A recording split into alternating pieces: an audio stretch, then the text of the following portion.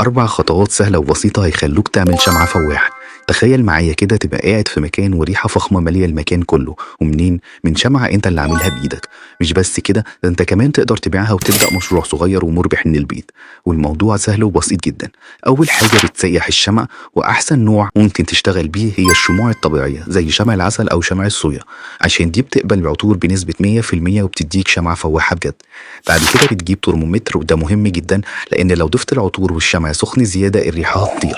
فلازم تضيف العطور عند درجة حرارة مظبوطة، وبتكون ما بين 65 ل 70 درجة.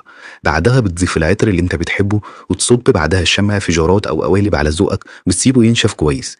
ونيجي لأهم خطوة، بعد ما الشمعة تنشف غلفها بابلز أو ستريتش التغليف، وسيبها 5 أيام تتعتق، وده هيخلي الريحة تثبت جوه الشمعة وتفضل فواحة لفترة طويلة.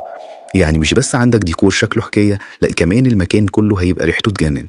بنوفر لك كل خامات وادوات الشموع زي الشمع الخام، القوالب، الالوان، العطور، الجرات، الازاز والخشب، الفتيل وحاجات تانية كتير. تقدر تطلب اوردر من خلال الويب سايت وهيوصل لك في خلال 3 ايام.